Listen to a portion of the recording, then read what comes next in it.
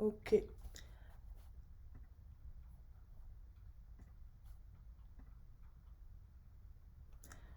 Alors, moi, c'est Deloiné Eliane Birba.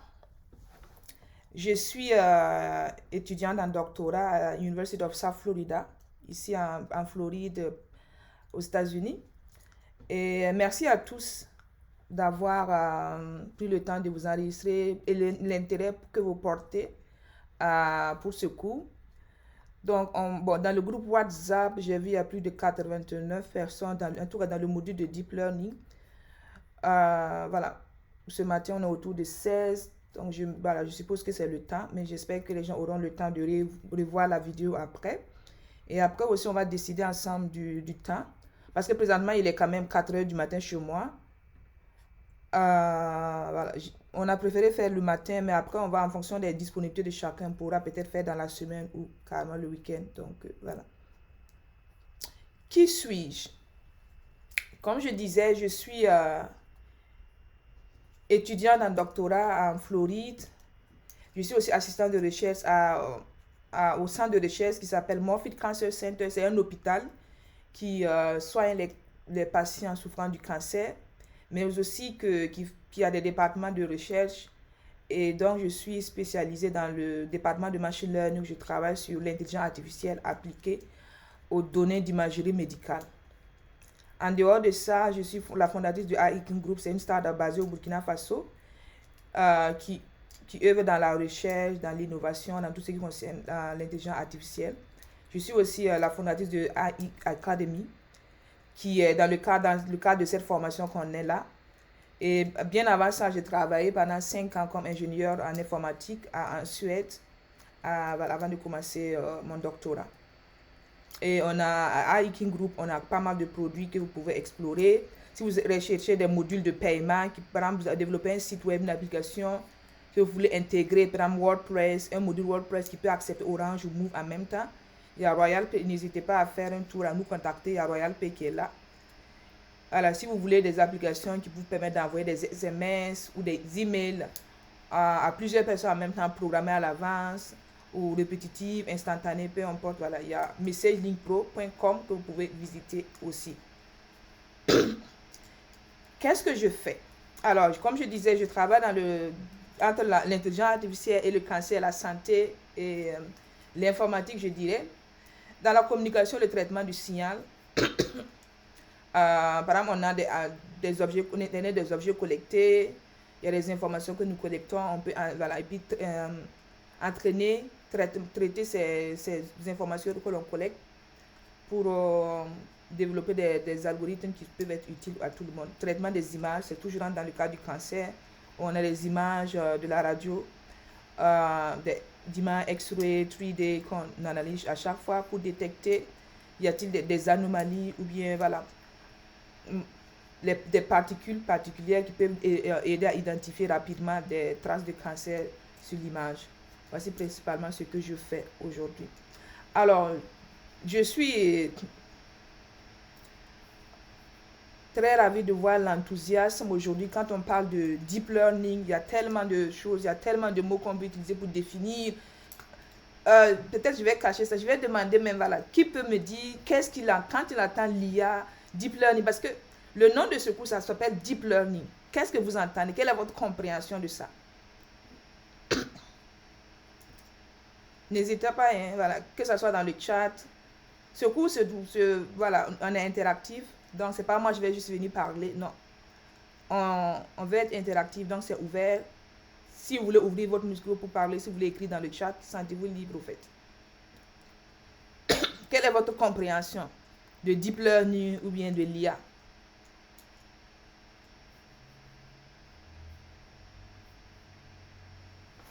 J'espère que vous m'entendez.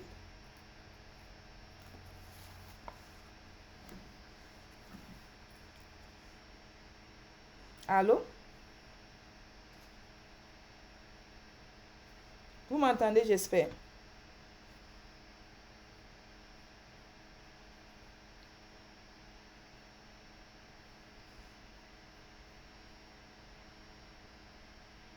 Hmm? Donc, il y a personne pour me dire ce qu'il comprend par l'IA ou bien par deep learning, apprentissage approfondi.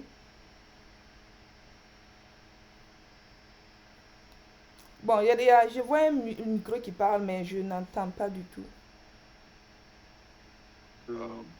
Ok. Non, peut-être, je vous suggère d'écrire. Donc, je vous entends maintenant. Ok. Qu'est-ce Vous que vous, m'entendez? voilà, qu'est-ce que vous entendez par l'IA? Bon, déjà, par l'IA, vous avez dit, hein. Oui, l'IA, deep learning, tous ces termes, machine learning, tous ces termes.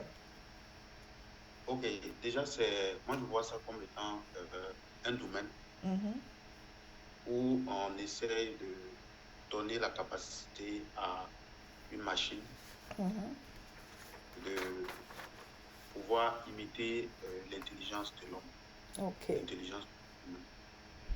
Et quand on dit, pour moi, quand on dit deep learning, Mhm, c'est une branche mhm. où, où il y a des algorithmes spécifiques dans Ok. cette branche-là Ok. Ok. pour créer ces machines-là, comme Mhm, je vais dire, ces modèles oui. qui vont imiter la connaissance, l'intelligence de l'homme. Ok. Et C'est bon. par machine learning, Mhm, c'est aussi une branche, et machine learning inclut le deep learning. ok. Mais si vous pouvez un peu revenir par rapport à votre présentation, j'aimerais savoir un peu ce que vous faites, sur quoi vous portez vos recherches. C'est vrai que vous avez dit que l'intelligence artificielle et le cancer, c'est développer des modèles pour identifier le cancer. Mhm. Merci. Bon, pas identifier. Par exemple, ce sur quoi je travaille, par exemple, c'est sur le cancer du sein. On a des porteurs sains ou voilà, des gens qui n'ont pas le cancer et des gens qui ont le cancer. Et moi, quand vous prenez l'image comme ça, comment l'algorithme arrive à détecter qui, voilà, cette image c'est un cancer ou pas. Il y a des caractéristiques sur l'image qu'il va regarder. Et moi, c'est pas juste d'aller classifier cette image, les cancers, non. Moi, je vais aller voir maintenant, comparer quelles sont les caractéristiques qu'il y a dans l'image où le modèle a classifié ça comme cancer et qu'il n'y a pas l'autre modèle, dans l'autre image, il a classifié comme pas de cancer. C'est surtout au niveau des caractéristiques, moi je parle pour analyser, pour voir. Quelle est la différence entre les caractéristiques qui permettent de dire au modèle, que le modèle dit, ok, cette image-là, je le classifie comme un cancer parce qu'il y a telle ou telle caractéristique au fait. En anglais, ils Merci appellent ça beaucoup. pattern. Voilà, ça c'est ce sur quoi je travaille. Il y a le cancer de prostate aussi, que je travaille à côté aussi, mais ça c'est plus la segmentation.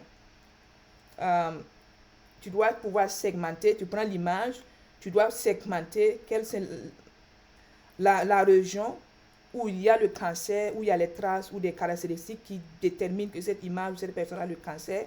Et maintenant, à partir de ça, que tu vas aller classifier. Donc, il faut d'abord segmenter, masquer et aller classifier. Donc, il y a pas mal d'étapes à suivre pour ça, au fait. Donc, c'est ce sur quoi je travaille présentement. J'espère que j'ai répondu à votre question. Oui, oui, merci beaucoup. J'aimerais aussi dans le groupe vous solliciter si vous avez déjà des papiers, des articles, vous aussi peut-être nous donner le lien pour qu'on puisse lire. Merci bien. Il n'y a pas de problème. De toute façon, pendant, voilà, quand je vais dérouler, aujourd'hui c'est juste la première session, on va dérouler comment le cours va se passer. Il y aura un projet, c'est optionnel, mais tous ceux qui peuvent aboutir à ça, ce sera l'idéal.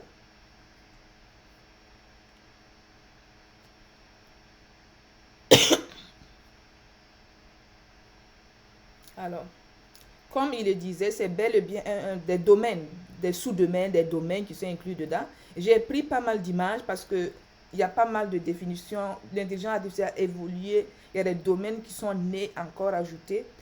Avant, on parlait juste que l'intelligence artificielle qui englobait plusieurs domaines.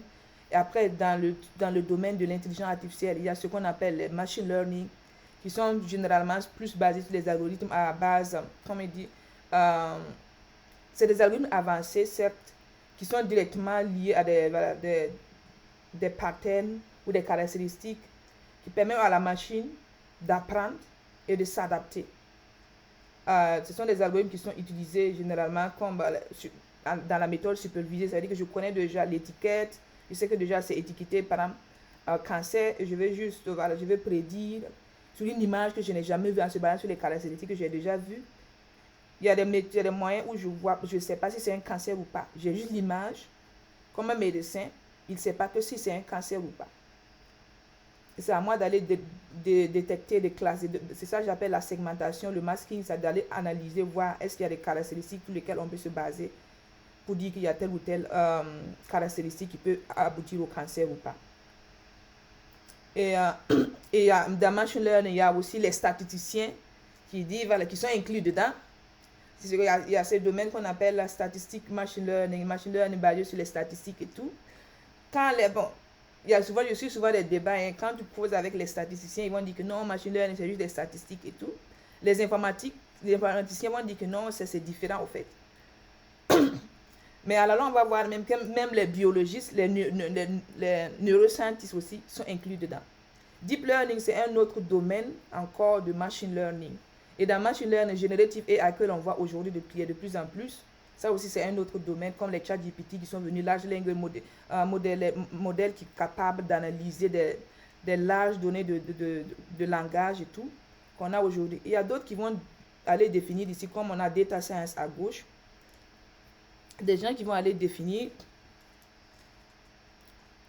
comme data science encore, qui est voilà, l'intersection entre ce qu'on appelle machine learning, deep learning et les mathématiques, les statistiques, la visualisation et tout ça.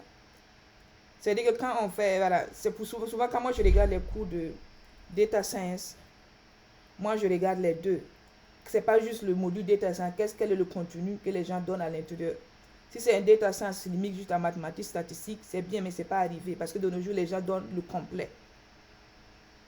Et voilà, il y a des gens qui vont plus aller en profondeur définir. Mais ce qui est sûr, c'est que tout se retrouve dans ce qu'on appelle l'IA en général.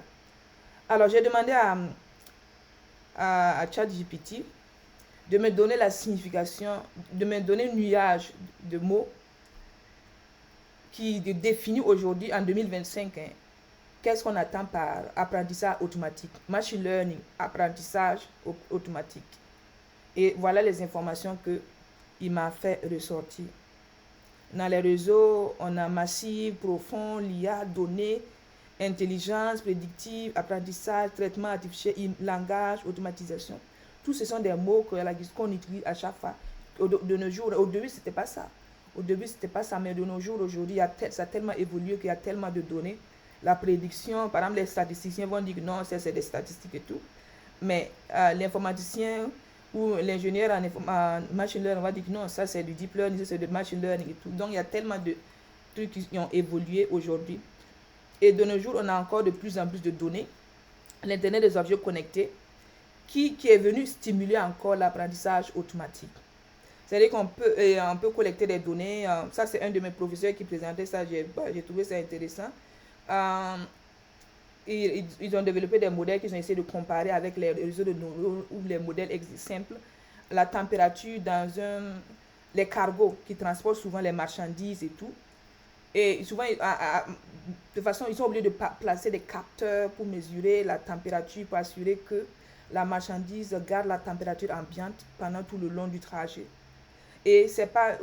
alors que l'étude qu'ils ont fait, c'est qu'avec un simple capteur, ils peuvent prédire, ils ont collecté les données avec quelques capteurs. Avec ça, ils ont pu analyser et prédire les températures des zones où il n'y a pas de capteurs. Parce qu'on ne peut pas avoir des capteurs sur tous les endroits pour prédire. Mais avec un seul capteur et les données qu'ils avaient déjà collectées pendant tout un certain nombre d'années de trajet, ils ont pu évaluer et prédire. Ils ont vu que, par exemple, avec un modèle simple,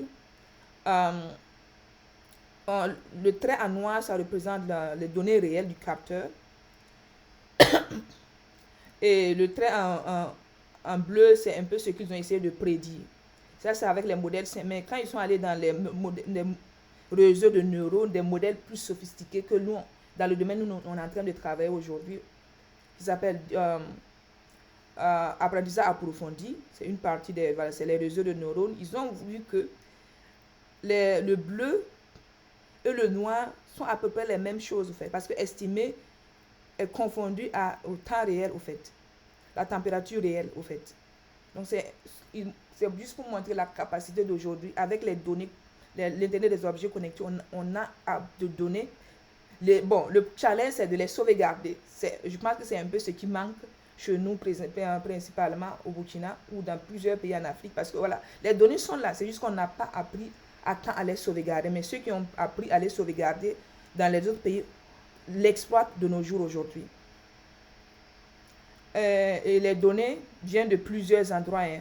La source des données n'a vraiment pas doesn't matter, comme les Anglais me disent, ça n'a pas vraiment d'importance. Que ce soit dans les données des banques, que ce soit dans les données de la santé, de l'agriculture, peu importe les données, dès le moment que tu as les données, tu peux toujours l'exploiter, que ce soit dans le domaine où tu les as collectées. Par exemple, quelqu'un qui est dans la santé, prenons le cas où on a des smartwatches aujourd'hui, on peut analyser et donner même à quoi ressemble votre profil quand vous vous déplacez. Voilà, quand tu es en train de monter les escaliers, à quoi ressemble ta température ou bien ta respiration. Quand tu es en train de te lever de ton lit, ça analyse les montres intelligentes aujourd'hui le font. On te donne, dès que tu dors la nuit, quelle était ta respiration, ta température pendant toute la nuit, quand tu te lèves, quand tu es assis, quand tu es en train de marcher, voilà. Quand tu bois de l'eau glacée, donc ça permet de mesurer, d'évaluer, d'avoir ton profil à temps réel à chaque moment au fait. Voici un peu ce que les données nous donnent aujourd'hui. Et je suis curieux de savoir dans quel domaine, vous qui êtes ici, pour ceux qui travaillent déjà, est-ce que vous pouvez mettre dans le chat dans quel domaine vous vous trouvez, vous opérez. Est-ce que, je vais juste savoir si la majorité de ceux qui sont connectés ce matin sont des informaticiens, des ingénieurs déjà. Et même si c'est le cas, peut-être que vous êtes dans une banque, peut-être que vous êtes dans le domaine de la culture, dans l'assurance, dans la santé. Voilà. Si vous pouvez mettre un peu dans le chat, ça permet aussi d'adapter le module du classe aussi en fonction du domaine dans lequel vous vous trouvez.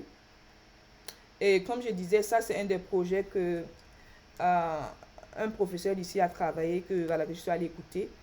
Et ce qu'ils ont fait, ça permet les patients qui sont dans les hôpitaux ou les personnes âgées.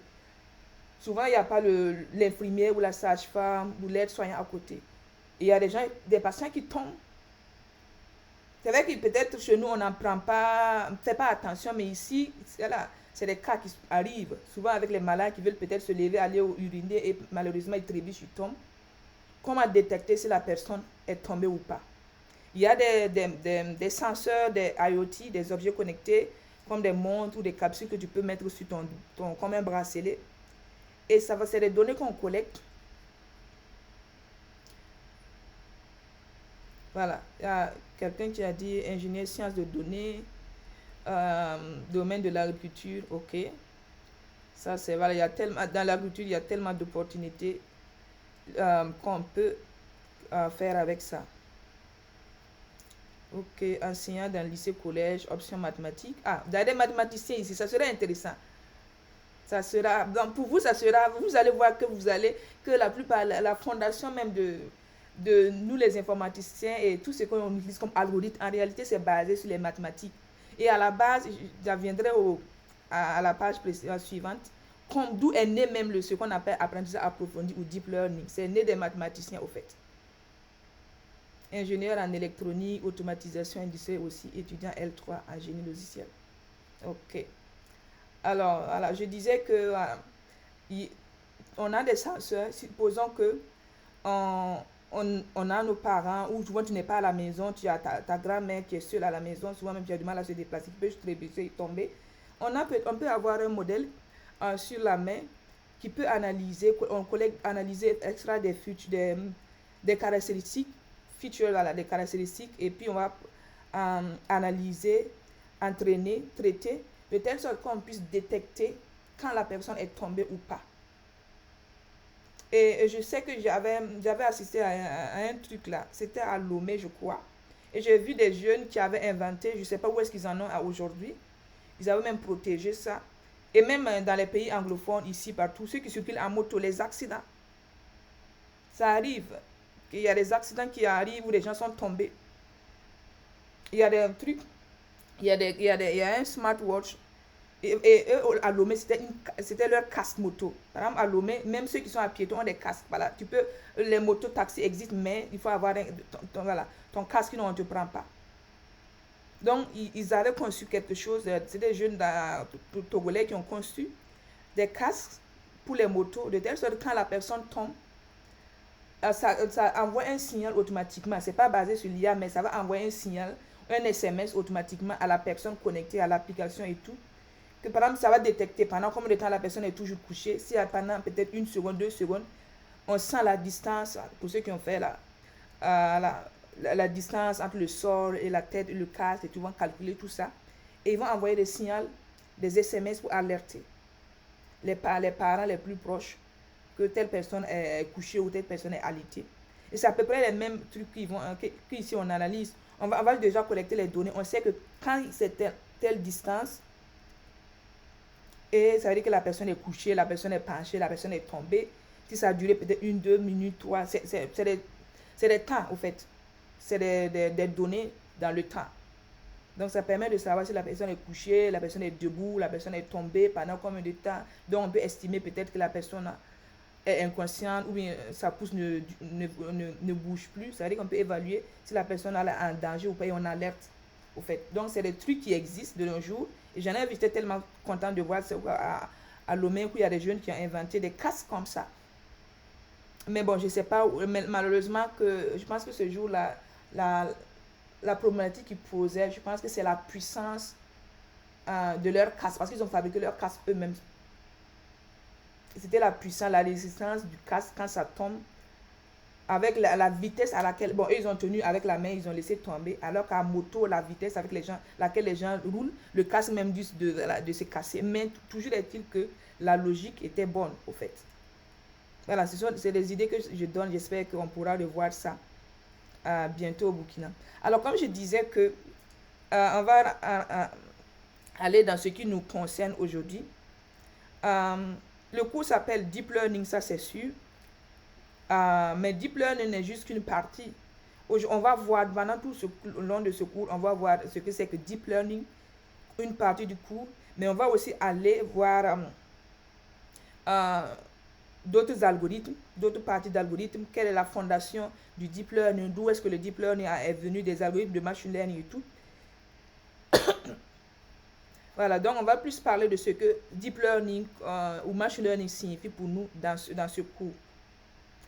On va repartir dans les mathématiques, les formules, tout, d'où est-ce que le Deep Learning vient, sans pour autant aller en profondeur dans les algorithmes complexes, de telle sorte que vous puissiez comprendre. Pour que quand on parle de Deep Learning, que ce ne soit pas juste une librairie que vous collectionnez sur Python et vous appliquez sans comprendre. C'est vrai que de nos jours, il y a des blogs, il y a des ressources, il y a des vidéos sur YouTube et tout qui sont qui sont disponibles, qui peut-être va l'expliquer et tout.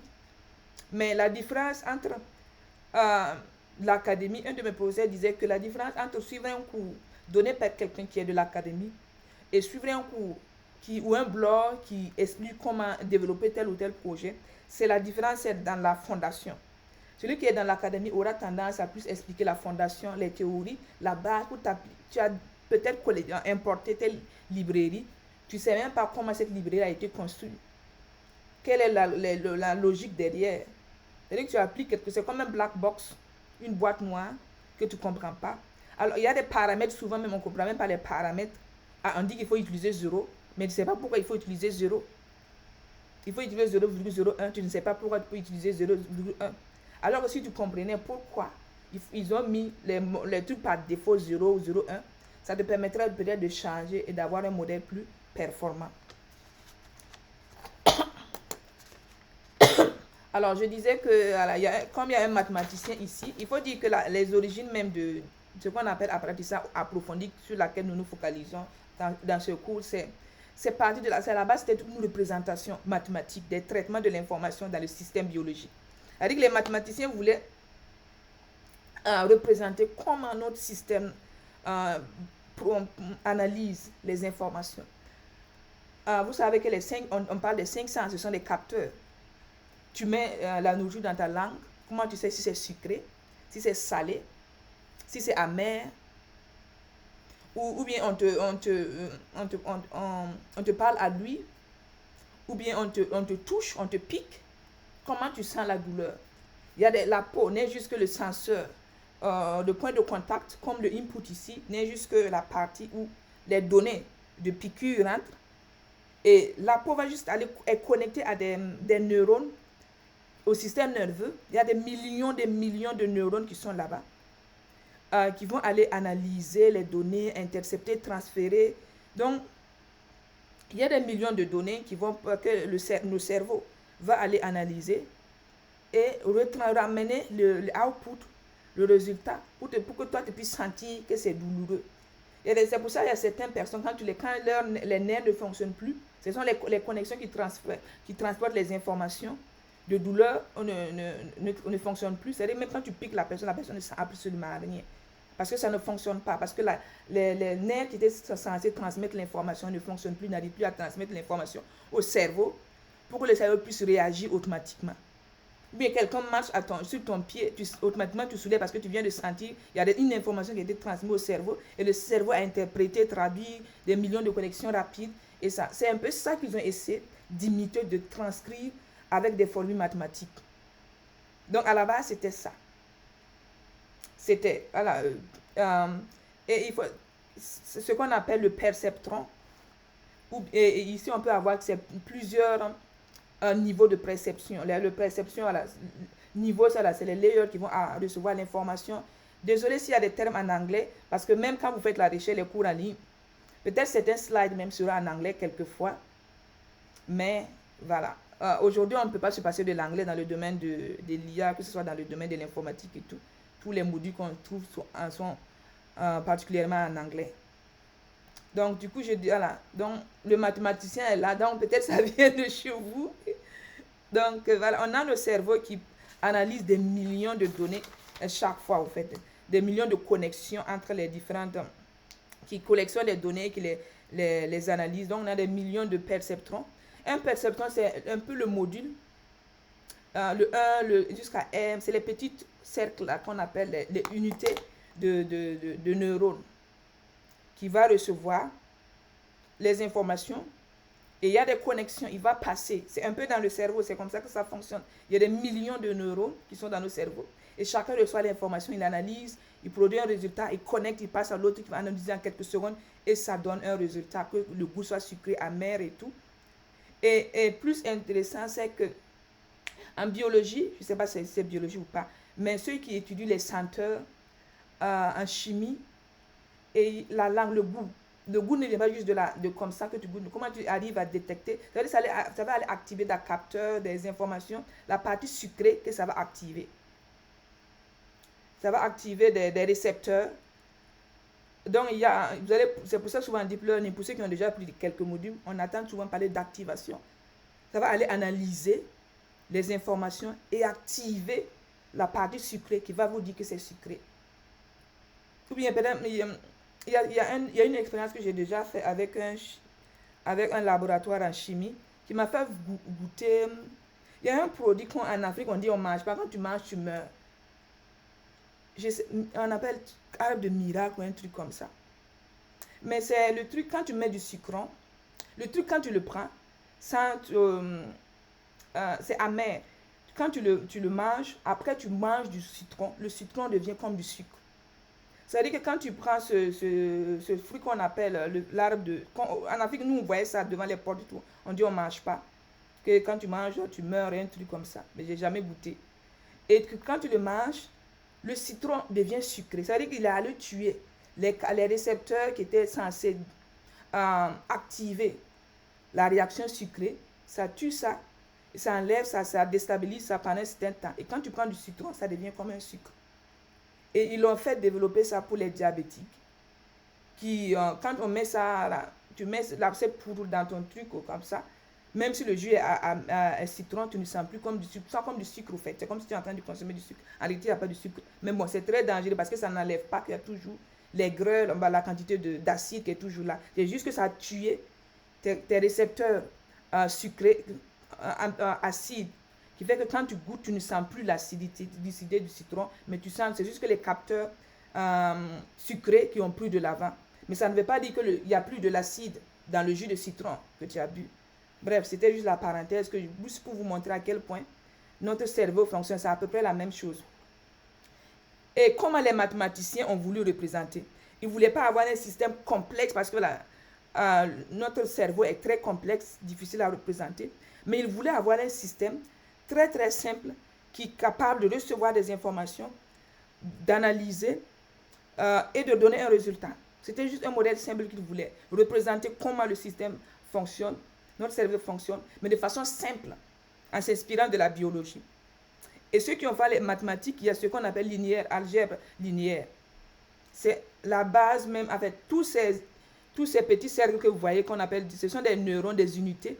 Et chaque unité reçoit juste c'est comme une fonction f de x et qui va donner un résultat y.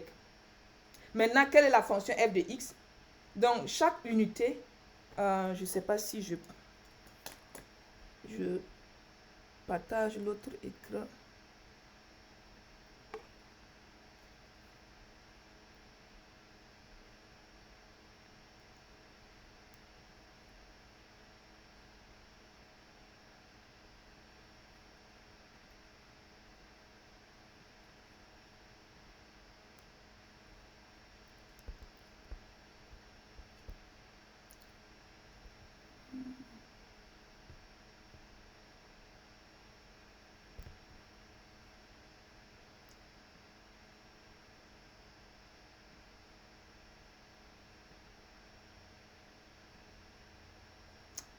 Voilà. Alors, en réalité, les unités, oups,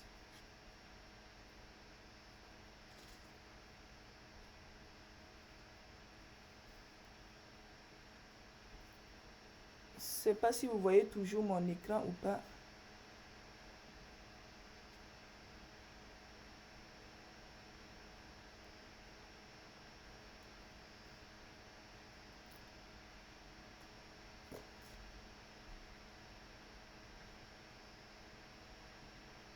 C'est comme si chaque unité recevait une X qui contient des jeux de données et il devait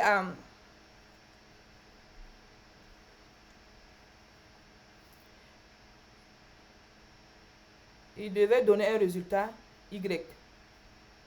Maintenant, quelle est la fonction f de x qu'on aura à l'intérieur ici? La fonction f de x, comment on définit ça? Et c'est comme une fonction de l'algèbre linéaire. On sait que l'algèbre linéaire... Oups. Qu'est-ce qui se passe? Pourquoi? Voilà. On sait que la fonction de l'algèbre...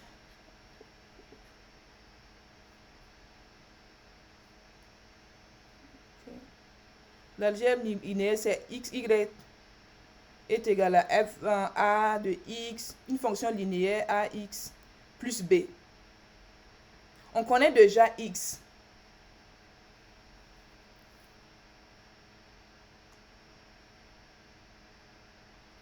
On connaît déjà x. On sait que x, c'est les jeux de données. On a déjà nos données. On a y. Voilà, si on est déjà étiqueté. Alors, on sait que, ok, supposons qu'on veut prédire le prix d'une maison. On a déjà les données, la taille, le quartier, les caractéristiques de la maison. On connaît déjà. On sait que on a déjà par le passé collectionné une historique de maisons qu'on a. On sait que telle maison de telle superficie, tel mètre carré, comme de chambre, coûte peut-être 1 million de francs CFA à Ouaga. Telle maison à Bobo coûte 500 000 francs. Donc, on a déjà le X. On a le Y. Maintenant, on va trouver le A et le B, de telle sorte que quand on prend f de x, on retrouve le y. Donc, chaque unité qui est là, c'est comme une fonction linéaire qui va venir nous aider à trouver le y. Trouver la fonction optimale, le a optimal et le b optimal qui nous permet de trouver une valeur y qui s'approche de la valeur réelle. C'est quand on prend la fonction qu'on va prédire, qu'on prend x, qu'on puisse prédire une valeur y avec le a et le b, de telle sorte que ça s'approche à la vérité, à la vraie valeur que ça peut-être 999 000 quelque chose, qui tend de telle sorte à minimiser l'erreur. Donc, chaque unité fait ça. Et quand il finit, il passe l'information à l'autre neurone qui est connecté, ainsi de suite, jusqu'à ce qu'on obtient le résultat Y à la fin. Et il y a ce qu'on appelle aussi comment on calcule le A et le B. On peut calculer le A et le B en se basant sur, c'est-à-dire que le A va calculer, il sauvegarde. La première neurone va calculer, il sauvegarde ces données, il passe.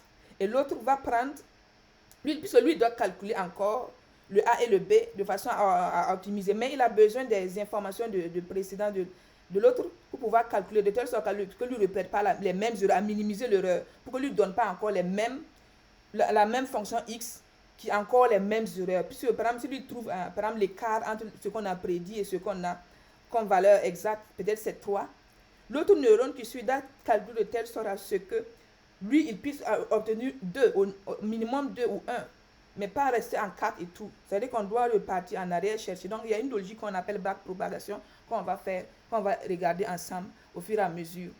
Voilà un peu ce qu'on va apprendre. Donc, je reviens sur...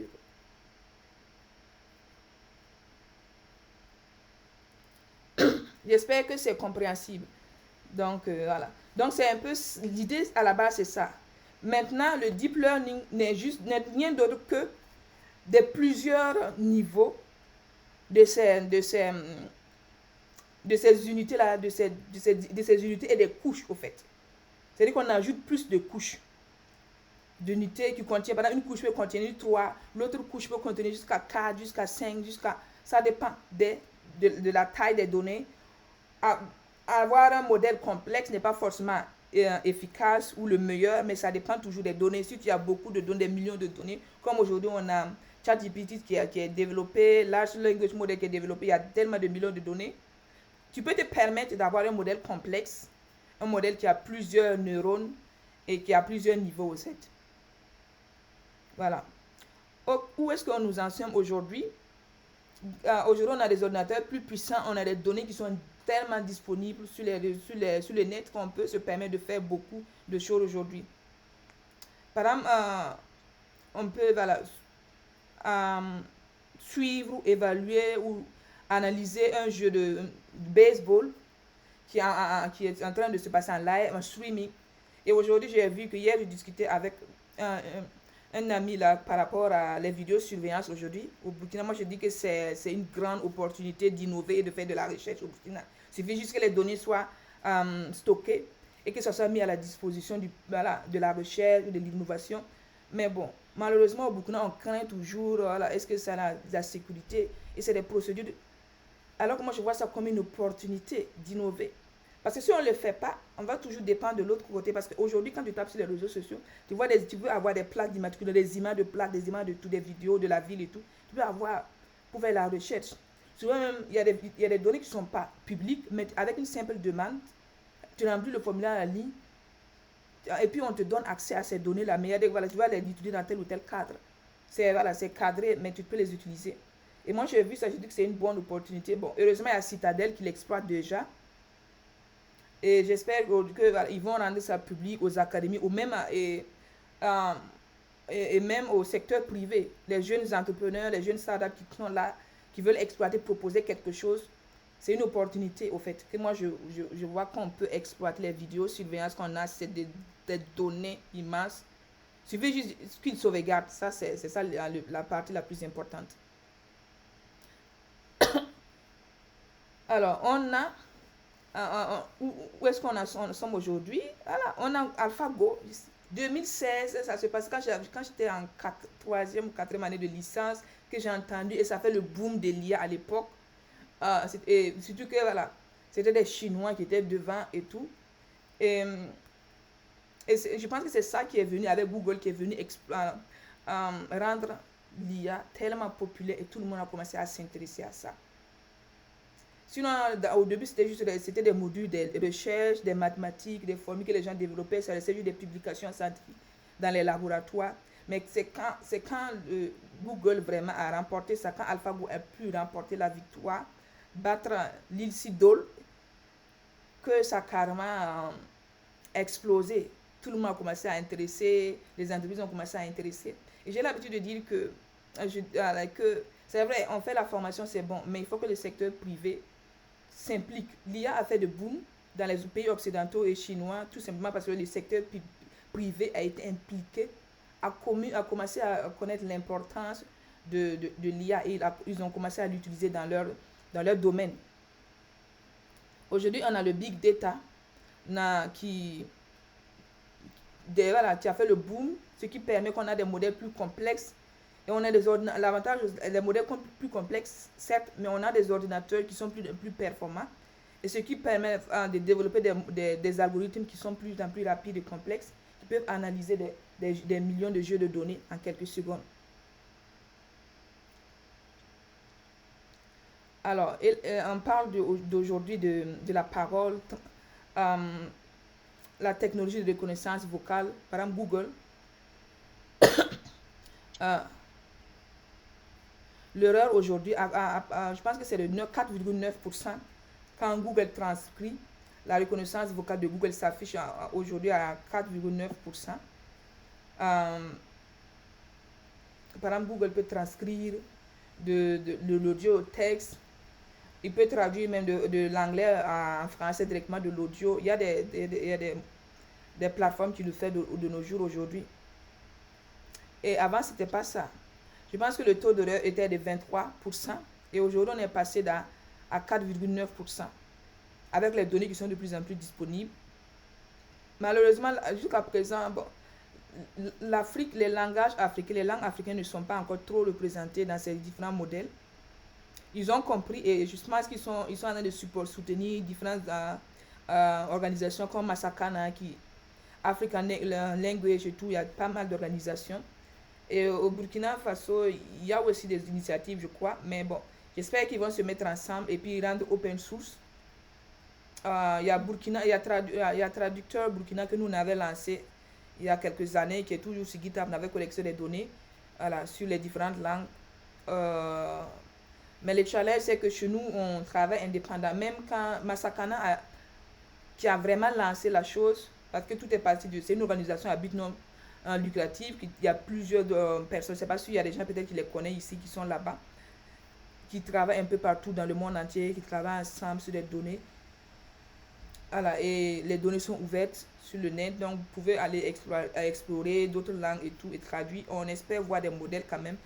En tout cas, le Swahili, il y a le Ghana NLP aussi, qui est une organisation qui regroupe plusieurs gens qui travaillent ensemble pour faire valoriser la langue, pour faire que la langue aussi puisse être représentée dans les différents modèles. On espère aussi voir qu'au Burkina, des gens vont se mettre ensemble et pas des groupes individuels et tout, non, mais rendre... Bon, moi, c'est le constat amer que je fais. Je remarque qu'il y a pas mal d'organisations, des gens, chacun fait de son côté. Il n'y a pas l'esprit open source qui est derrière. Quand tu parles sur le net, par exemple, Masakana, tu prends, il y a pas mal dedans, que ce soit du Bénin, du Nigeria, du Ghana. Ils travaillent toujours tous ensemble là-bas. Et qu'il y a des données qui sont disponibles. Chacun ne reste pas, non, je veux développer, non. Et ils font ça open source, c'est disponible. Tu viens du télécharge, tu fais la recherche, tu améliores et puis tu remets là-bas. Et il y a des gens aussi qui sont derrière qui exploitent. C'est ouvert au fait à tout le monde. Et, au taux de langage, l'humain fait des erreurs de 5,1%. C'est-à-dire qu'aujourd'hui, la reconnaissance vocale de Google, qui est 4,9%, est meilleure même que l'humain aujourd'hui, qui fait des erreurs de 5,1%. Donc, c'est-à-dire qu'aujourd'hui, on a des ordinateurs qui comprennent la parole humaine mieux que même les humains eux-mêmes, au fait. Et bien sûr, on ne peut pas parler d'IA, Deep Learning et tout ça sans parler de ChatGPT. Voilà, c'est la référence aujourd'hui. Tout le monde parle de ChatGPT, tout le monde utilise ChatGPT. Donc, c'est la référence aujourd'hui. Ici, j'ai juste montré un modèle complexe voilà, pour voir comment souvent les modèles sont, ce qui est caché derrière certains grands algorithmes, certains modèles. Alors, on pourra revenir sur ça après, donc je ne vais pas m'attarder trop sur ça. Mais on a différentes, vous voyez qu'il y a des algorithmes, à chaque, il y a le input, ça c'est là le point où on met l'entrée des données, de X, où on a les jeux de données, l'ensemble de jeux de données qu'on fait entrer. Il y a des petits algorithmes à l'intérieur qui vont analyser, chacun va faire son travail. Et on va faire ajouter, normaliser, et encore aller ajouter dans d'autres encore modules, d'autres unités de neurones encore. Il y a pas mal de connexions, il y a pas mal d'algorithmes qui fait son travail, plusieurs algorithmes, qui connectent ensemble et à la fin qui nous permettent de faire une prédiction de probabilité ou bien de classification à la fin. Alors, il y a des modèles qu'on appelle des transformers. Bon, c'est des modèles, en fait, des pré-transformers. On m'a dit comment ça, la révolution. Je dirais tout simplement que c'est des modèles génératifs, c'est des réseaux de neurones adverses. Enfin, parce qu'ils ont la capacité de faire entrer l'humanité dans l'ère de l'intelligence artificielle, au fait. C'est des réseaux de neurones qui sont très, très puissantes. Ce qu'on appelle Generative AI. Même le raisonnement. Aujourd'hui, on a des robots qui sont capables de raisonner. Parce qu'on a des modèles qu'on appelle génératifs, qui ont la capacité de nous faire entrer dans l'ère vraiment de l'intelligence, parce qu'ils sont capables de raisonner, pas, je ne dirais pas imiter un peu le cerveau humain, mais pas, ils ne peuvent jamais être comme le cerveau humain, mais ils ont tendance à imiter. Voilà. Donc, certains disent que 2018, c'est l'année où on se souviendra de l'intelligence artificielle, comme le véritable boom. Et je pense que c'est l'année où il y a eu les modèles plus complexes qui ont fait leur entrée, au fait. Voilà. Aujourd'hui, on peut générer des images. Voilà. Peut-être d'autres ont déjà testé. On peut générer même des vidéos de marketing. Moi, j'ai déjà généré des vidéos de marketing. J'ai plus besoin de payer quelqu'un ou bien de tourner un scénario, aller filmer des gens. Non. Je tape, aide-moi à générer. Bon, d'autres ont utilisé sûrement une vidéo. Tu donnes juste le texte, il te génère.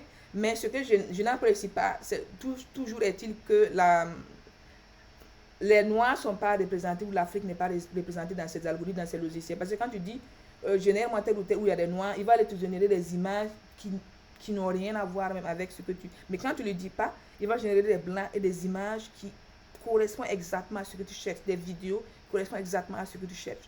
Mais quand tu lui dis de générer une vidéo où tu veux que tu vises l'Afrique, tu vois que ce n'est pas les images jolies qu'il va générer, sinon n'a rien à voir avec ce que tu veux faire comme en termes de marketing.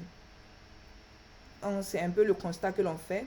Donc, la balle est dans notre camp. L'objectif, c'est de rendre démystifier l'IA et rendre ça accessible à tout le monde, de telle sorte que on puisse développer des modèles qui nous correspondent et qui nous ressemblent.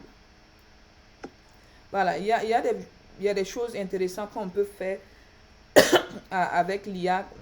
Alors, ça, c'est la base. Hein. Les chiffres écrits à la main qu'on peut se déclassifier entre 0 jusqu'à 9. Reconnaître le handwriting, l'écriture à la main et essayer de les classifier. Ça, c'est des trucs basiques que l'on fait avec des modèles, avec les neurones. C'est-à-dire que voilà, on prend l'image avec des chiffres et tout, on essaie de faire des transformations. Vous voyez voir que l'image a augmenté. C'est-à-dire qu'on augmente. Par exemple, tu peux avoir des données où tu n'as pas assez d'images. Il y a des techniques où tu peux augmenter les données, augmenter la taille même de tes données et tout. Essayer de classifier encore. Essayer de faire, tu vas aller les classifier peut-être. Il y a quelqu'un qui parle, je ne sais pas trop. Alors, essayer de faire des classifications. Essayer de les regrouper. Ça, c'est 1, 2, 3, 4 et tout. Jusqu'à ce que tu les regroupes, chacun à sa classe, pour classifier les chiffres qui ont été écrits à la main. C'est-à-dire que voilà. Et ça, c'est intéressant parce que nous, au Burkina, on est dans un contexte où certaines structures, ou dans le domaine de la santé, tout est toujours écrit à la main. Et aujourd'hui, on a des appareils où tu peux juste faire scanner et ça te met le texte. Tu peux permettre de digitaliser, au fait. Tout est parti de là parce qu'il est capable de reconnaître les trucs même écrits à la main et de les classifier. Donc, voilà. Ceux qui ont fait, j'aime présenter cette image, ceux qui ont fait la maternelle, souvent, on les donne on va donner des couleurs, on va dire aux enfants de regrouper les effets par couleur. C'est-à-dire que si on donne des jeux de données, on essaie de classifier chacun couleur bleue, couleur 3, couleur orange et tout. Le modèle va prendre des ballons. On a un ensemble de jeux de données qui contient des ballons ou des boules de millions de couleurs différentes. On va essayer de les regrouper, de les classifier. Et au fur et à mesure, étape 1, au fur et à mesure qu'on exécute le modèle à plusieurs reprises, étape 3, 10 fois, 50 fois, tu vois que ça améliore. Donc, ça veut dire que les caractéristiques, l'architecture du modèle, la manière dont tu définis combien de fois tu vas l'exécuter, répéter jusqu'à ce que tu obtiennes, peut avoir un impact. Donc, c'est des stratégies qu'on peut adopter de telle sorte à améliorer la performance du modèle. Et c'est un peu comme l'enfant. À la première étape que l'enfant va essayer de classifier les couleurs, il va se tromper. Il va peut-être mélanger le jaune et le vert. Il va se tromper. Mais au fur et à mesure qu'il apprend, quand la maîtresse va venir dire non, tu as mal corrigé, il faut faire ça. Voilà, il va réapprendre au fur et à mesure. Le premier jour que l'enfant rentre à la maternelle, la manière dont il classifie, jusqu'à une année après, ce ne sera pas pareil parce que l'enfant a répété la procédure plusieurs fois. Il a fait exécuter, il a répété, il a corrigé les erreurs et tout. C'est ce qu'il s'améliore. Et c'est exactement, ça apprend comme l'humain. Nous, à la naissance, quand tu nais, un bébé ne peut pas savoir distinguer entre un chien et un chat. C'est parce qu'on l'a appris. Et l'œil, quand tu vois les caractéristiques, quand les parents vont lui dire, ah, ça c'est un chat, ça c'est un chien. Et l'enfant regarde. Et ça me rappelle une de mes cousines, dans le livre de CP1, il y a des enfants qui mémorisent, hein, parce que la maîtresse a dit, bébé lève la tête.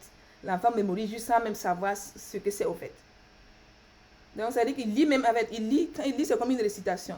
Mais quand tu lui dis de traduire, l'enfant fait quoi? Que l'enfant soulève son pied. C'est-à-dire que l'enfant a juste récité même sans comprendre ce que c'est, sans regarder l'image, sans comprendre. Donc, c'est juste pour montrer que lui aussi, il apprend. C'est de la même manière, il apprend comme le bébé, il apprend comme l'humain.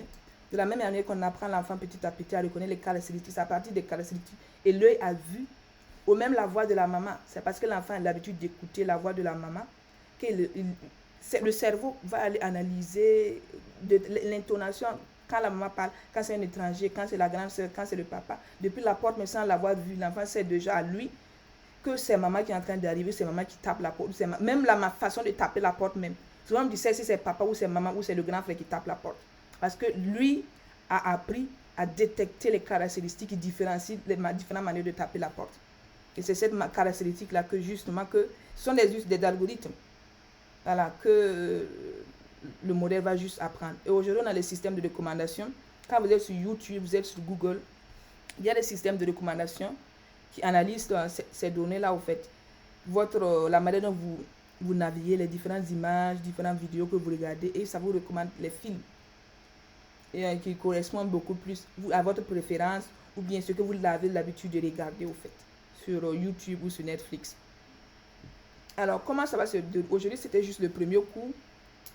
Alors, après ça, il y a une plateforme à laquelle on va donner accès au plan de cours.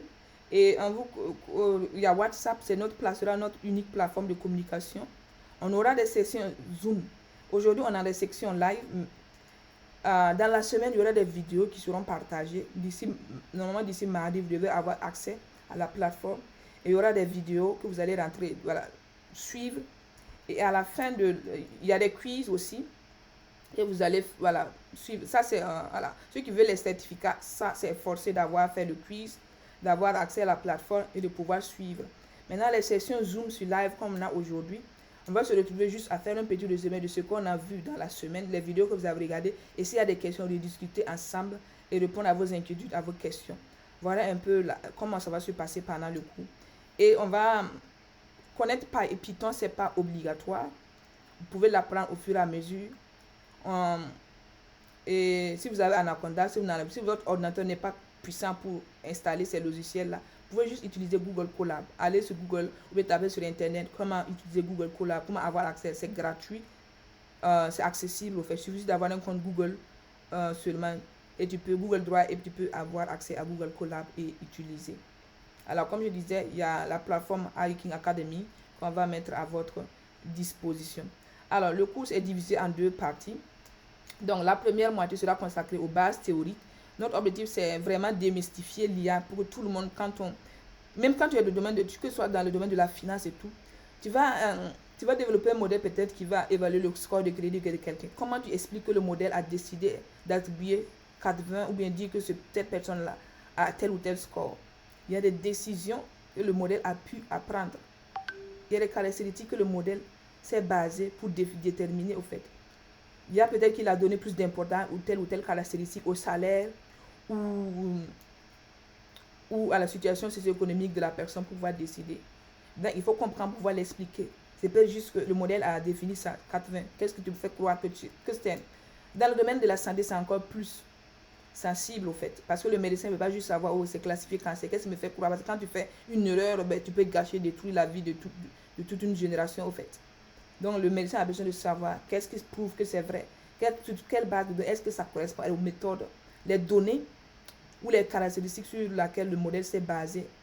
Est-ce que c'est une caractéristique fiable que je peux comprendre?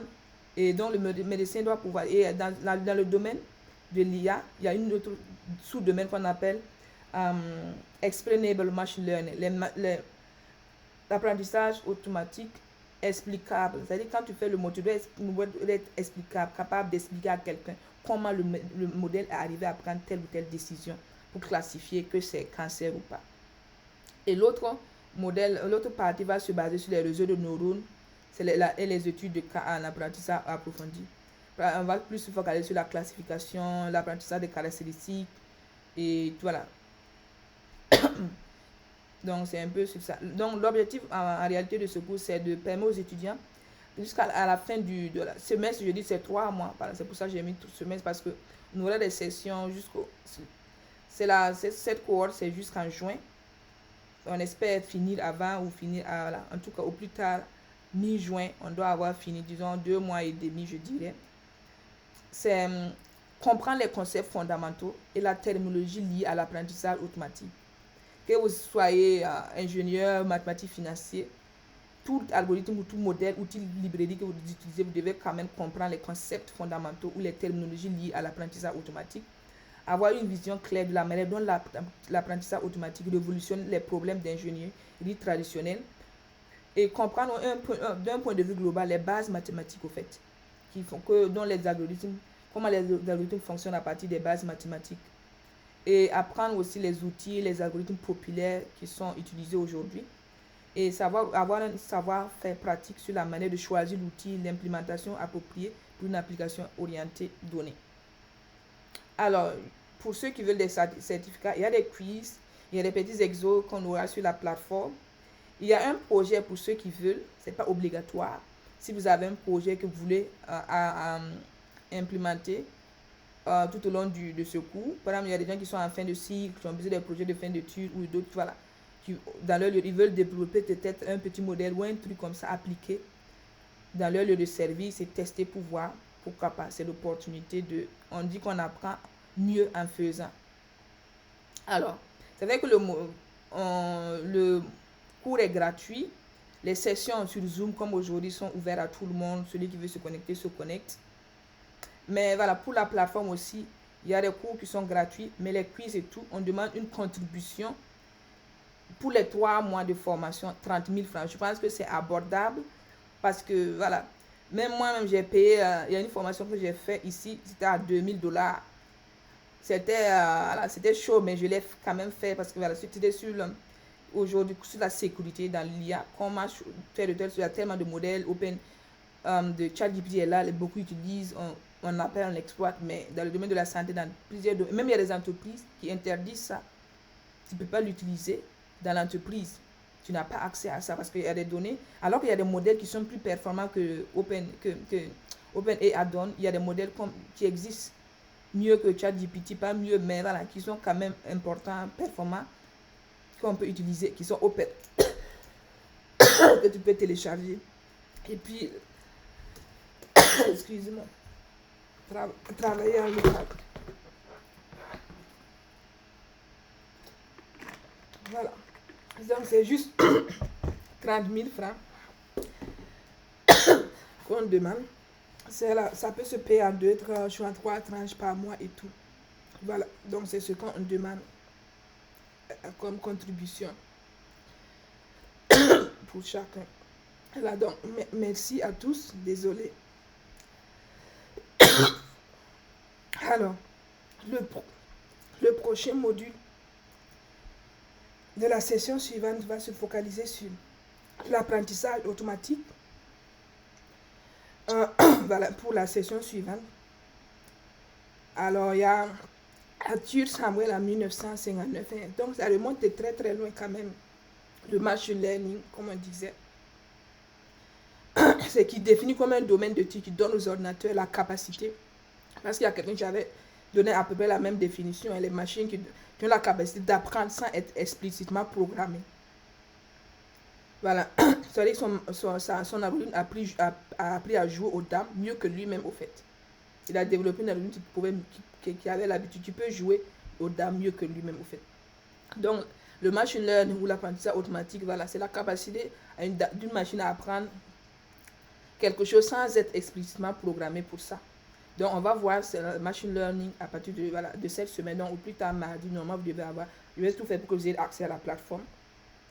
Et aussi, il y aura un pool que je vais faire tout de suite pour être sûr pour les heures de formation, les heures de séance en live sur Zoom. Je vais demander à chacun de poster, de répondre pour qu'on puisse trouver. Parce que voilà, dans la semaine, je suis disponible du lundi au jeudi. À partir de l'après-midi de Ouara, je suis disponible. Voilà. Donc, du coup, il y a plusieurs personnes, il y a des gens qui travaillent et tout. Donc, on va essayer de trouver l'heure à laquelle il correspond au mieux à tout le monde. Les samedis aussi, vu que c'est 3, on ne va pas occuper les samedis, les week-ends de tout le monde. Voilà, donc du coup, voilà ce que voilà, je vais demander à ce que vous répondez pour qu'on puisse trouver l'heure à laquelle il correspond le mieux à tout le monde pour cette cohorte et que voilà, tout le monde soit présent au maximum possible. Donc, je ne sais pas s'il y a des questions. Je suis à vous.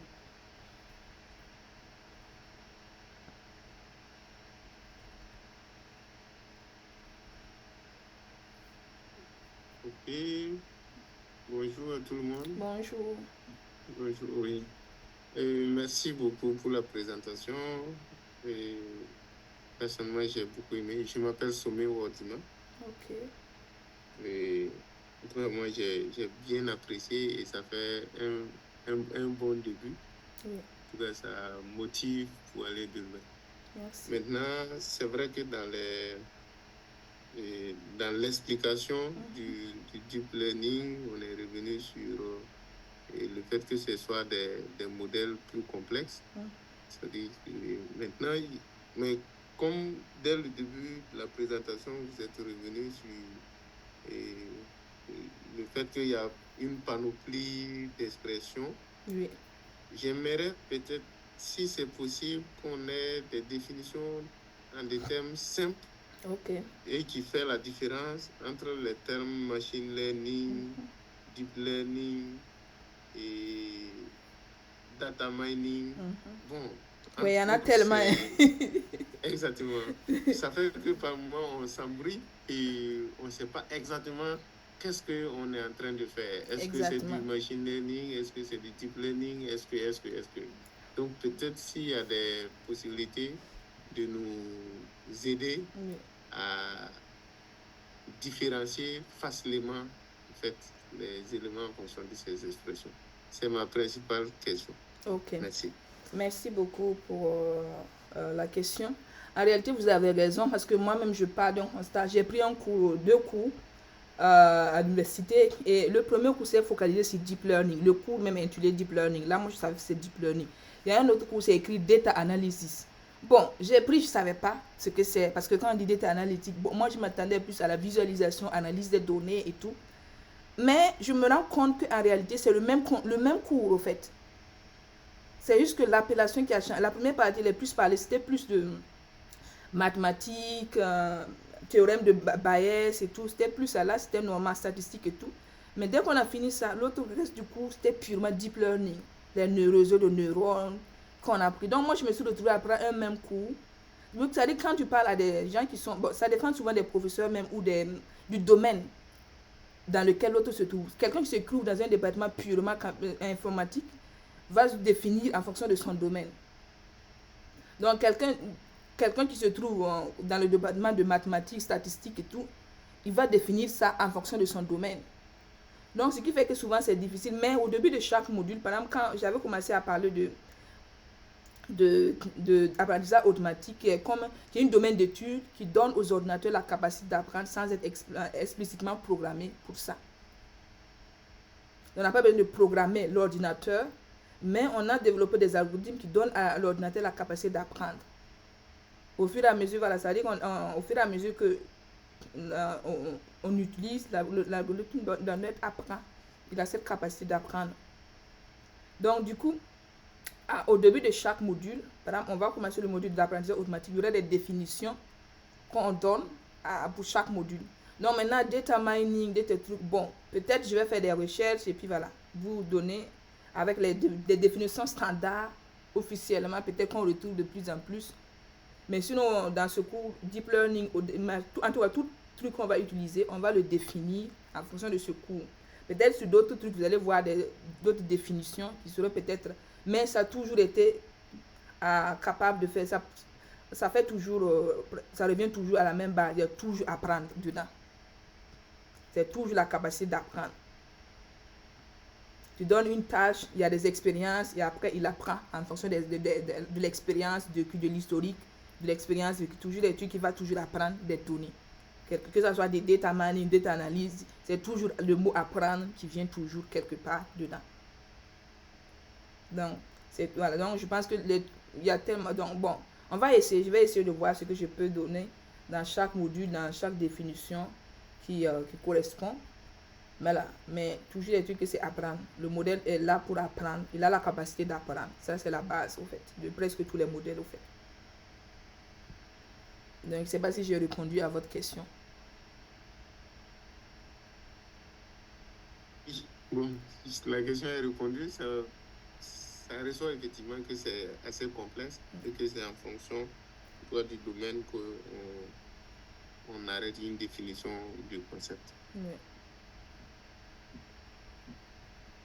Si je peux résumer. Oui, voilà, c'est ça au fait, c'est ça un peu. Parce que ça évolue, ça n'appartient plus aux mathématiciens ou aux informaticiens, ça évolue au... Voilà. Par exemple, à la base, si vous voulez, par exemple, comme je disais, la genèse de deep learning, c'était plus pour une représentation mathématique de système biologique, au fait. C'était juste à la base ça. Et je pense qu'ils ont reçu le prix Nobel de physique, non? Même il y a des physiciens. Nous-mêmes, on a demandé pourquoi c'est les physiciens qui viennent recevoir le prix Nobel. Parce que c'est eux qui ont favorisé. Récemment, ils ont reçu les premières personnes qui ont représenté ça. Et puis, il y a des mathématiciens, il y a des physiques. Et même les physiciens, au fait. Puis, pour eux, quand eux, ils vont parler de deep learning, pour eux, c'est des physiques, au fait. C'est des phénomènes physiques. C'est des informations qui sont transmises, qui sont analysées, au fait. Et ils avaient déjà, les pionniers de là-bas ont travaillé sur ça, ils ont reçu des prix Nobel, ils ont décidé de les récompenser, mais c'était des physiciens et des mathématiciens qui ont eu le prix Nobel, pas des informaticiens, voilà. Il y a des biologistes aussi qui ont récupéré, parce qu'à la base, c'était des gens, les neuroscientistes qui ont travaillé sur ça aussi à la base. Ce sont les informaticiens venus exploiter ça pour appliquer dans leur domaine, au fait. Mais ceux qui ont été les premiers à développer même des algorithmes comme le deep learning et à analyser comment le cerveau, comment on peut représenter mathématiquement ou en termes de physiologie, physique ou en mathématiques le système biologique, comment le cerveau humain fonctionne. Ce sont les mathématiciens et les physiciens, au fait. Merci beaucoup. Donc,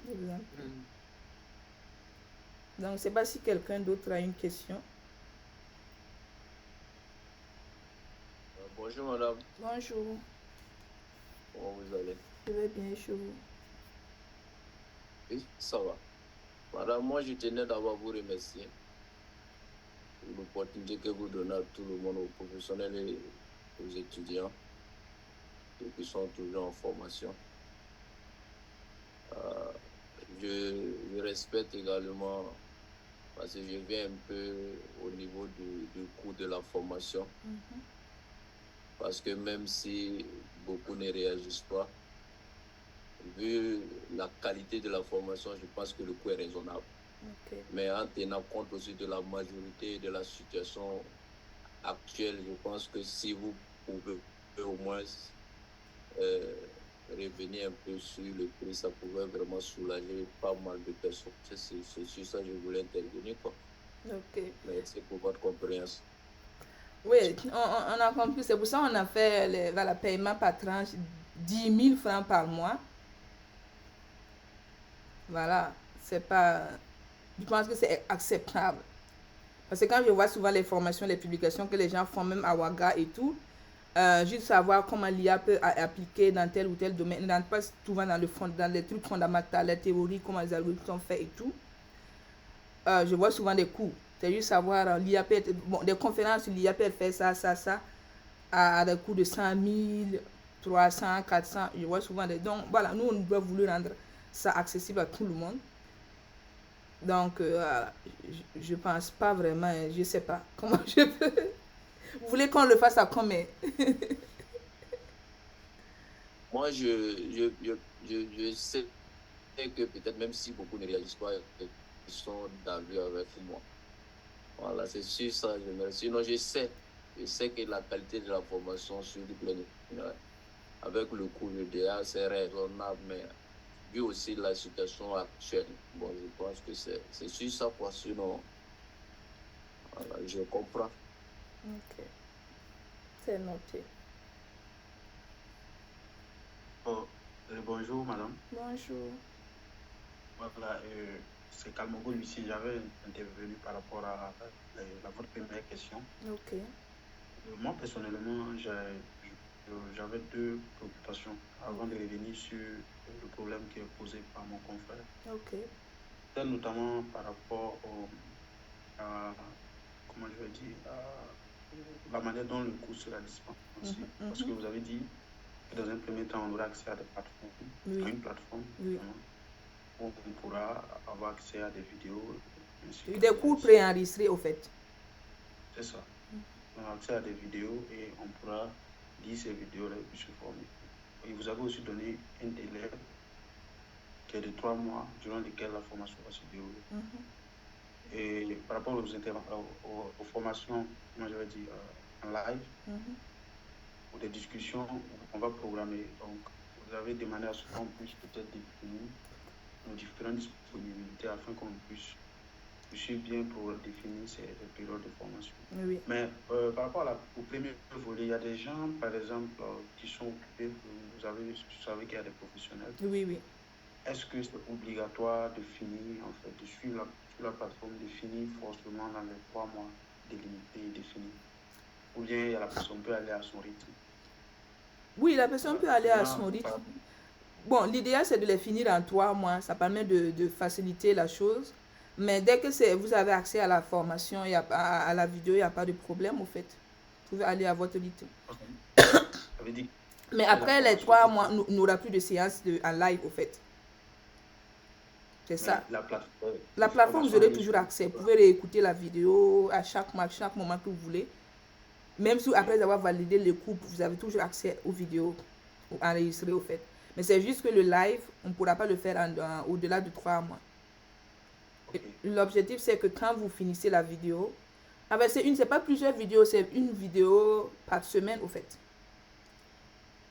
On va faire maximum que ça ne dépasse pas 1h30 la vidéo, maximum 1h, que vous regardez le cours, et on vient, on discute, on pose des questions, et on fait juste un résumé de ce que, voilà, vous avez eu à regarder, au fait, en live, au fait. Mais si vous venez en live et que vous n'avez pas regardé la vidéo en amont, c'est compliqué, au fait.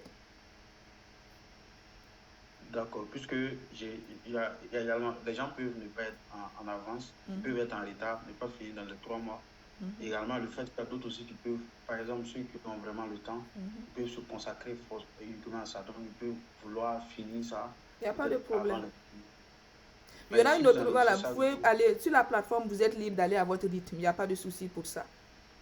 D'accord. Voilà. Maintenant, par rapport à l'intervention de mon confrère, c'est justement, effectivement, les 30 000, comme il a dit, c'est un peu raisonnable. Mais quand même, moi, je ne sais pas comment les gens font, mais j'ai l'impression que vous avez d'abord dit que la formation est gratuite. Je ne suis pas contre le fait que la contribution sera payée. Je suis d'accord avec vous. Je vais même peut-être m'engager à payer. Mais déjà, on a d'abord dit que la formation est gratuite. Donc, les gens viennent avec pour objectif de suivre une formation entièrement financée. Maintenant, à la suite, je vois qu'on demande à ce qu'on paye une contribution. Peut-être que c'est depuis qu'on a rejoint le groupe, on aurait peut-être dû discuter de ça au moins. Ok. Bon, pour nous, 30 000, c'est gratuit. 30 000, si tu le convertis en dollars, c'est autour de, je sais pas, 60 dollars. Ben, je ne pense pas que tu puisses avoir une formation à 60 dollars en live et tout à la fois, en fait. C'est pour ça qu'on dit, voilà, on dit c'est gratuit. Pour nous, c'est du gratuit, au fait. C'est clair, quel que soit... et le coût de l'hébergement d'une plateforme, je ne pense pas que tu puisses le faire à 30 000 francs. Oui, je dis simplement, c'est la forme en fait. Sinon, je suis d'accord avec vous. En ligne, par exemple, il y a des plateformes des 1000 euros. Forcément, tu vas payer, c'est clair. Mais je veux dire, il y a quand même une manipulation que moi, personnellement, je n'ai pas appréciée. Ok. Voilà, donc, voilà, si c'est clair, vous définissez clairement. Parce que même au Burkina, vous êtes burkinabé, vous savez qu'au Burkina, peut-être en Europe ou aux États-Unis, c'est petit. Mais au Burkina, je ne dis pas que c'est beaucoup. Mais au Burkina, on ne va pas organiser une formation au-delà de ça. Au-delà de Voilà. Je veux dire, au Burkina, si quelqu'un, si vous venez par exemple au Burkina, vous voulez organiser une formation pour toucher plusieurs personnes, vous n'allez pas aller au-delà de 30 000, 50 000 comme ça. Bon, donc, je suis sur les réseaux sociaux, je vois des gens qui donnent des formations. J'ai des collègues, des doctorants qui ont donné des formations, mais c'était à des coûts de 100 000. Je suis sur les réseaux sociaux, je vois au fait. D'accord. Je vais juste ça. Merci. Bon, quand vous parlez de la manipulation, je ne pense pas. C'est parce que nous, on pense que c'est les gratuités, je n'en ai déjà fait 0 francs. Mais sauf que les gens ne viennent pas. Par exemple, moi, je me suis levée à 4 h du matin. Ça m'a pris du temps pour préparer le cours. Finalement, il est 5h30. Je n'ai presque pas dormi toute la nuit pour préparer, donner un cours. Et quand tu le dis, les gens ne payent pas. Les gens, non seulement ils ne vont pas aller accès aux plateformes, ils viennent quand ils veulent. Dans la réalité, en fait, ils ne prennent pas ça du sérieux. Mais tant que tu n'as pas quelque chose, on a l'habitude de dire quelque chose que tu n'as pas mis du prix, tu ne pourras jamais donner de la valeur à ça. Et quand on dit gratuit, c'est parce que nous, on a la notion gratuit, c'est 0. Gratuit, ça ne veut pas dire que tu ne payes rien. Gratuit, ça veut dire que tu te donnes un prix qui est gratuit. Presque que tu ne peux pas trouver, qui n'est pas comme la norme au fait. C'est du donné au fait. Bon, il y a monsieur Sommet, allez-y. Ok, merci pour la parole. Je reviens pour donner ma contribution au débat. Personnellement, bon, moi, ça ne me gêne pas. Au contraire, lorsque j'ai vu à la fin de la présentation qu'il y a un coût, ça m'a plus rassuré de la qualité en fait que ça va donner. Parce que depuis le début, effectivement, quand on voyait totalement gratuit, etc., et vu ce qui était défini comme objectif, bon, je me suis posé la question de savoir, bon, c'est qui ou quel organisme qui fait un tel sacrifice. Et est-ce que effectivement ça va avoir de l'effet? Est-ce qu'on prendra ça au sérieux? Exactement. Etc. Voilà. Donc, quand à la fin j'ai vu qu'il y a une contribution qui est demandée, bon, ça m'a plus rassuré de ce qu'on peut avoir en fait comme contenu. Donc bon, c'est vrai que peut-être l'inquiétude qui pose dès le début, on aurait pu dire 30 000 parce que un peu nous dans notre contexte ici, la notion de gratuité c'est 0 franc. Voilà. Mais bon, pour moi, je pense que ce n'est vraiment pas mal. On peut se débrouiller pour aller avec. Et ça me rassure. Merci. Okay. Il y a Issa Ouedraogo, je ne sais pas s'il a toujours la main levée ou pas. Il y a Samuel Bazier. Oui, bonjour. Bonjour. Bon. Voilà, merci beaucoup pour la parole. Merci également pour le travail vraiment abattu. C'est vraiment un sacrifice que vous faites pour tout un chacun et nous vous félicitons beaucoup pour cela. Voilà, en fait, bon, d'abord déjà pour réagir par rapport à ce que M. Lucien a soulevé. Pour moi, la gratuité, bon, ce que vous avez donné comme avis par rapport à la contribution, il n'y a pas de problème. Bon, dans certaines plateformes, tout le monde peut participer à tout, mais pour avoir le papier qui montre vraiment que la personne a suivi cette formation, voilà, là, ça devient payant. Ça veut dire que la personne suit la formation normalement. Bon, juste à titre indicatif seulement, la personne suit, mais maintenant, à la fin, si la personne veut un papier qui justifie vraiment la formation qu'il a pu suivre pendant les 3 mois, obligatoirement, la personne doit payer, voilà, pour pouvoir suivre les tests. Et si la personne est admise, voilà, il peut avoir vraiment ce papier-là. Donc, voilà un peu ce que moi je comprends aussi. Maintenant, j'avais comme préoccupation, bon, moi personnellement, je suis ingénieur en eau. Et franchement, c'est un domaine vraiment nouveau pour moi, hein, parce que j'utilise l'IA, bon, ChatGPT et tout. Bon, et vraiment, quand j'ai pris le soin d'écouter, je vois beaucoup plus que c'est vraiment des mathématiques, c'est de l'informatique et tout. Donc, ma préoccupation, c'est de savoir, est-ce que vraiment, moi, en tant qu'ingénieur ou une personne qui est novice, est-ce que vraiment la personne peut vraiment s'en sortir dans cette formation et avoir vraiment de bonnes bases qui pourront l'aider vraiment pour la suite? Voilà un peu ma préoccupation. Ok. Pour votre inquiétude par rapport à la formation, il n'y a pas de... Je ne pense pas qu'il y a besoin. Si vous êtes ingénieur, c'est que vous connaissez quand même A plus 1 plus 1 égale à 2. Voilà. Oui. Ça va juste vous rappeler certaines notions de base que vous avez déjà. Mais il n'y a pas de... En fait, même les modules que l'on prend, on nous prend avec souvent certains médecins, certains ingénieurs, certains gens qui n'ont jamais programmé un logiciel et tout, mais qui apprennent sur le tas au fait. Voilà, c'est juste des concepts. Et aujourd'hui, on a... pendant les quiz, c'est des quiz. Les quiz seront juste des trucs, des questions à répondre sur ce qu'on a vu dans le cours. Et par exemple, des exercices, vous n'êtes pas obligé d'implémenter l'algorithme. Non, il y a des logiciels, des librairies qui existent. Maintenant, c'est surtout comprendre l'algorithme qui est derrière la librairie, au fait, que l'on est en train d'importer. Tu vois, c'est ça qui manque. Par exemple, dans le domaine de l'eau, vous allez peut-être développer des modèles. À moins que vous voulez être dépendante et utiliser tout le temps ChatGPT. Mais ce n'est pas sûr que ChatGPT prend le contexte du Burkina dans ses données pour vous donner la réponse. Peut-être que vous voulez avoir votre modèle que vous allez peut-être tester vous-même. Ou bien ne serait que des logiciels que vous importez ailleurs, que vous utilisez, comprendre qu'est-ce qui est fait, comment le logiciel a arrivé à cette décision par rapport à la qualité de l'eau et tout ça. Donc, pour moi, ne pas avoir peut-être un background en tant qu'ingénieur ne pose pas de problème. Parce que même à l'université, moi je suis dans le domaine, je travaille dans le domaine du cancer, mais je ne suis pas médecin, je n'ai jamais fait de la médecine. Mais j'apprends, je prends souvent des cours avec des étudiants qui sont en médecine, le département de biologie. Je pars m'asseoir, j'écoute. Voilà, tu n'auras pas la même compréhension que les autres, mais au moins là, le minimum que j'ai besoin de pouvoir appliquer dans mon domaine, je vais le recevoir. C'est ça. Okay, merci beaucoup. Bon, on prend une dernière personne, HP. Ok, les deux derniers. Alors, il y a Issa Ouedraogo qui voulait parler. Ok. Bonjour, Madame Bilva. Bonjour. J'espère que vous allez bien. Oui, ça va.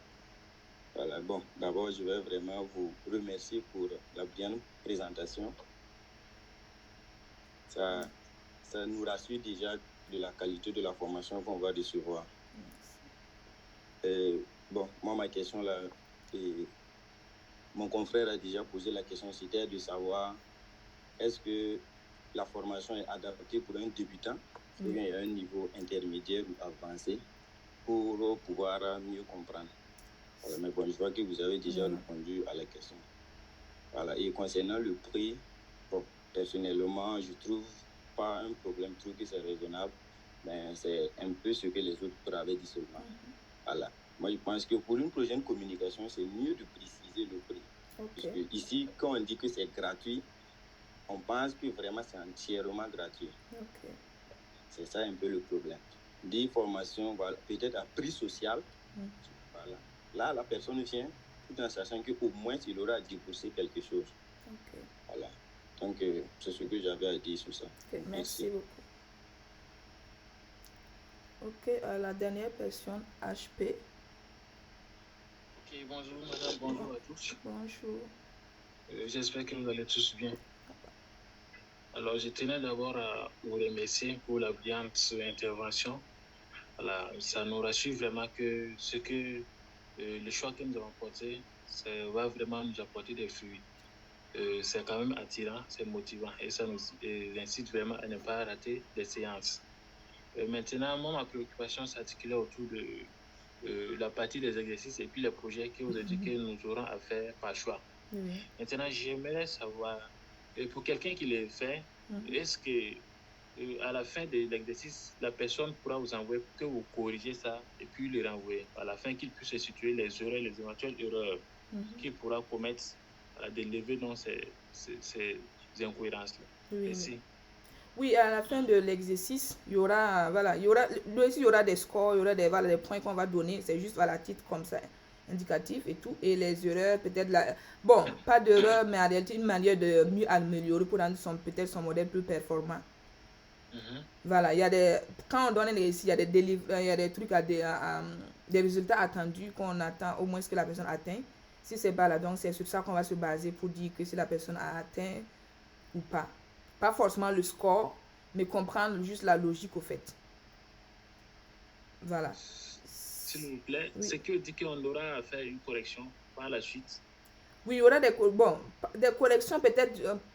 En fait, c'est difficile de dire une correction, mais peut-être vous montrer une correction, peut-être un modèle plus performant ou une méthode que vous aurez dû peut-être adopter pour rendre un modèle plus performant.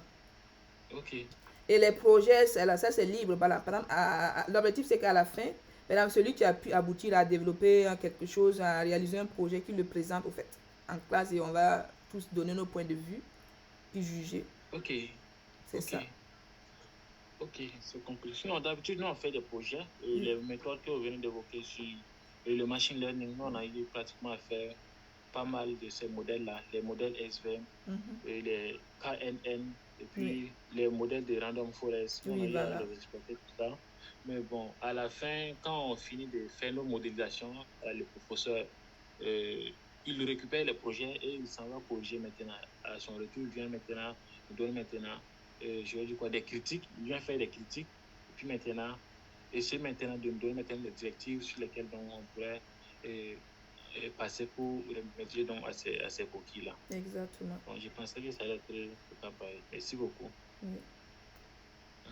Bon, c'est à peu près la même, puisque vous allez soumettre sur la plateforme l'exercice au fait. Ok. Voilà, sur la plateforme, vous avez l'exercice, vous avez peut-être, bon, peut-être sur la, l'idéal, c'était moi, pour les quiz, je donne 2 semaines pour le réaliser. Et pour le projet, je donne aussi généralement 2. Quand les 2 semaines, il y a eu un quiz, les 2 semaines suivantes, ça peut être un projet, pas forcément un quiz. C'est un exercice au fait, voilà. D'accord. Et à la fin, vous devez mettre ça sur la plateforme avant samedi minuit. Et puis voilà, moi je vais juste aller télécharger, exécuter, lire et regarder. Et puis voilà. Ok. C'est compris, madame. Merci beaucoup et excellente journée à tous. Merci. Donc voilà, sur ce, on va vous souhaiter bonne journée. Merci bien. Et à plus. On reste pour les autres informations, sera dans le groupe WhatsApp. D'accord. Merci. Merci beaucoup, madame. Bonne journée à vous. Merci à tous. Merci, bonne journée à tous. Merci.